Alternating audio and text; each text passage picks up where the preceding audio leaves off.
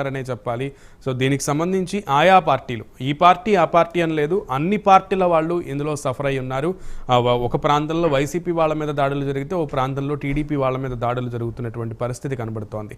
అసలు ఎందుకు, దీనికి కారకులు ఎవరు, దీని వెనక ఎవరున్నారు అనే విషయాన్ని చర్చిద్దాం. ఈరోజు డిబేట్లో మనతో పాటు పాల్గొనడానికి వైసీపీ నుంచి వెంకటరెడ్డి గారు మనకు అందుబాటులో వచ్చారు, అండ్ అలాగే టీడీపీ నుంచి సయ్యద్ రఫీ గారు మనకి అందుబాటులోకి వచ్చారు. మరి కాసేపట్లో బీజేపీ నుంచి జనసేన నుంచి కూడా రిప్రజెంటేటివ్స్ మనకు అందుబాటులోకి వస్తారు. ముందుగా వెంకటరెడ్డి గారు మీ దగ్గరికి వస్తాను.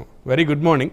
అయితే ఈ రాష్ట్రంలో ఇప్పుడు గురజాలలో అసలు ఏం జరుగుతోంది? గురజాలలో ఇప్పుడు దగ్గర దాదాపు ఊళ్ళలో ఉన్న వాళ్ళు ఊరి చివరకు వచ్చేసి గుడిలో తలదాచుకుంటున్నటువంటి పరిస్థితి ఎందుకు వచ్చింది?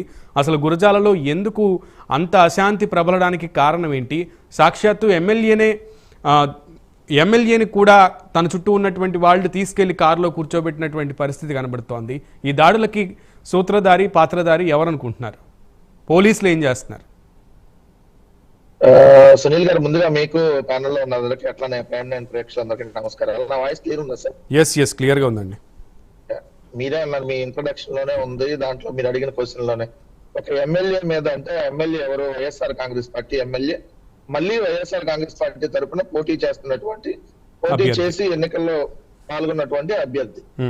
సో ఆ అభ్యర్థి మీద వైసీపీ వాళ్ళు అయితే దాడి చేయరు కదా, తెలుగుదేశం వాళ్ళు అనేది అక్కడ క్లియర్ గా మీరు అడిగిన క్వశ్చన్ లోనే ఉంది. ఒక గ్రామంలో బీసీ ఎస్సీ ఎస్టీ సామాజిక వర్గానికి సంబంధించిన వాళ్ళు అత్యధికంగా ఉన్నటువంటి ఆ గ్రామంలో వాళ్ళు వైఎస్ఆర్ కాంగ్రెస్ పార్టీకి ఓటు వేశారు అని తెలిసినటువంటి తరుణంలో తెలుగుదేశం పార్టీ వాళ్ళు వాళ్ళ మీద దాడులకు తెగబడినటువంటి తరుణంలో వాళ్ళు ఏదైతే వెళ్ళి గుడిలో తలదాచుకుంటే వారి తర్వాత ఎమ్మెల్యే అక్కడ ఉన్నటువంటి ఎంపీ అభ్యర్థి పరామర్శకు వెళ్ళినటువంటి సందర్భంలో వాళ్ళ మీద కూడా వీళ్ళు దాడి చేసి వాళ్ళు కూడా పరిగెత్తించి అక్కడ ఉండటానికి వీల్లేదు, అసలు మీరే ఇక్కడ ఈ ఊర్లోకి రావడానికి, అంటే వాళ్ళ పరామర్శించడానికి మీరు వస్తారని చెప్పి దాడులకు తెగబడింది తెలుగుదేశం పార్టీ. అంటే క్లియర్ గా ఇక్కడ అర్థం అవుతుంది, అంటే ఒక భయభ్రాంతులకు గురి చేయాలనేది వాళ్ళ పథకం ప్రకారం ముందుగా పన్నామన్నారు. 11 గంటల వరకు ప్రశాంతంగా జరుగుతా ఉంది పోలింగ్, మీరు కూడా చూస్తుంటారు. ఆ రోజు ప్రశాంతంగా 11 గంటల వరకు జరుగుతా అన్ని రిపోర్ట్స్ ఎట్లా వస్తున్నాయి? అంతా గ్రామీణ ప్రాంతంలో ఏదైతే వృద్ధులు కావచ్చు, ఏదైతే మహిళలు కావచ్చు పెద్ద ఎత్తున ఓటింగ్ లో పాల్గొంటున్నారు. ఇదంతా సంక్షేమ పథకాలు అందుకున్నటువంటి లబ్ధిదారులు. సో వైఎస్ఆర్ కాంగ్రెస్ పార్టీ వైపు ట్రెండ్ పూర్తిగా వెళ్తుంది అని చెప్పి అనేక మీడియా సంస్థలు కూడా, ఎందుకంటే మీకు తెలుసు వైఎస్ఆర్ కాంగ్రెస్ పార్టీకి మహిళా ఓట్ బ్యాంక్ ఎక్కువ ఉంటది, సంక్షేమ పథకాలు అందుకున్నటువంటి లబ్ధిదారులు కూడా మొత్తం కంప్లీట్ గా మహిళలు ఎక్కువ మంది ఉన్నటువంటి పరిస్థితి అన్ని చూసినటువంటి సందర్భంలో మధ్యాహ్నం నుంచి స్టార్ట్ చేసి ఏదో విధంగా దాడులు తెగబడితే వచ్చేటటువంటి ఓట్లను భయభ్రాంతులు చేసి పోలింగ్ శాతం తగ్గించాలనేటటువంటి వాళ్ళ ప్రయత్నం. కానీ పోలింగ్ శాతం ఎక్కడ కూడా తగ్గలేదు. ఏదో అనుకున్నటువంటి ఇంకా వీళ్ళు కానీ ఈ గొడవ లేకపోతే ఇంకా 1 or 2% పోలింగ్ శాతం పెరిగేది, మాకు ఇంకా పాజిటివ్ ఓటింగ్ పెరిగేది, ఇంకా ఓటింగ్ శాతం పెరిగేది. మేము ఇంకా ఓటింగ్ శాతం ఎక్కువ, మాకు 85% రీచ్ అవుతాం అనుకున్నాం మేము ఏదైతే పోలింగ్ శాతం. రెండో అంశం ఇక్కడ క్లియర్ గా వచ్చేటప్పటికి ఈ రోజు ఎన్నికల వ్యవస్థ ఎవరి ఆధ్వర్యంలో పనిచేస్తుంది సార్? అంటే ఈ రోజు ప్రభుత్వం అంతా ఎన్నికల సంఘం ఈసీ ఆధ్వర్యంలో పనిచేస్తుంది. ఈ అధికారులు 25 మంది పోలీస్ ఆఫీసర్లు ఎలక్షన్ ముందు రోజు కూడా మార్చారు. పురంధేశ్వర్ గారు లేఖ రాయటం, వేళ్ళు మార్చండి అంటే, ఇప్పుడు అంతమంది అనుకోండి మేము ప్రభుత్వం విమర్శ చేసేవాళ్ళు, బీజేపీ ఫెయిల్యూరు, రాజేంద్ర రెడ్డి ఆర్రెడ్డి అందరూ అని చెప్పి అర్చకం జరిగిపోయిందని చెప్పి మాట్లాడేవాళ్ళు. ఇప్పుడు సమాధానం చెప్తారు.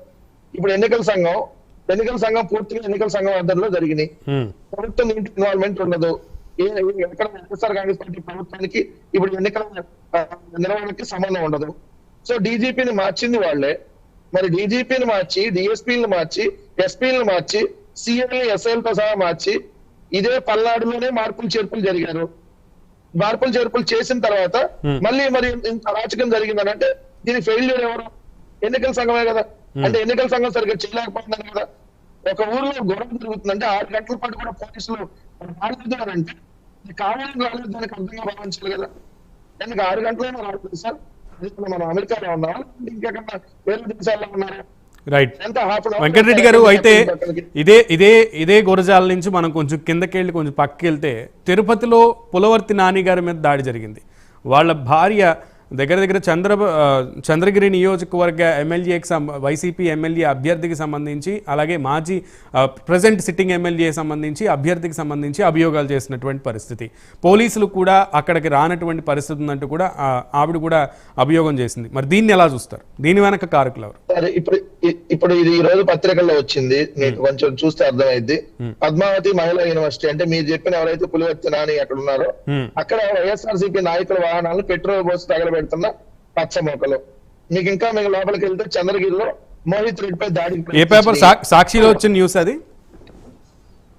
అంటే సాక్షిలో వచ్చిన అంటే ఇదే మార్ఫింగ్ చేసి రాదు కదా సార్. రైట్ న్యూస్ పేపర్ అంటే పేపర్ పేరు కూడా చెప్తే పేపర్ పేరు కూడా చెప్తే బాగుంటదని ఈ దాడి జరుగుతుంది దానికి సంబంధించి అది సాక్షిలో వచ్చిందా లేదా ఇది వైఎస్ఆర్ కాంగ్రెస్ పార్టీ సంబంధించినటువంటి నాయకులు రామిరెడ్డిపల్లి సర్పంచ్ ఇంటికి నిప్పు పెట్టారు. రామిరెడ్డిపల్లి సర్పంచ్ వైఎస్ఆర్ కాంగ్రెస్ పార్టీ సర్పంచ్ చంద్రశేఖర్ రెడ్డి ఎంపీలు ఆయన ఇంటికి నిప్పు పెట్టారు. ఇది ఎవరో చంద్రగిరి కాన్స్టిట్యున్సీలోనే. మీరు అన్నట్టు వినీలు అక్కడ డైరెక్ట్ గా పార్టిసిపేట్ చేశాడు ఆ సర్పంచ్ ఇంటికి నిప్పు పెట్టే దాంట్లో. సాక్షిలో వచ్చిన ఇంకో దాంట్లో వచ్చిన మొదలియార్ రమేష్ అంచెలపై దాడి చేస్తున్న పులివర్తి నాని మనుషులు. ఇవన్నీ పేర్లతో సహా చెప్తున్నా నేను ఆ ప్రాంత వాసిని కాదు, పత్రికల్లో వచ్చిన దాన్ని బట్టి చెప్తున్నా. మీరు అన్నట్టుగా మరి ఈ దాడులకి మరి పాల్పడింది ఇది మరి పులివర్తి నాని మనుషులు కదా కాదు అని చెప్పాలండి. రైట్ రఫీ గారు వాయిస్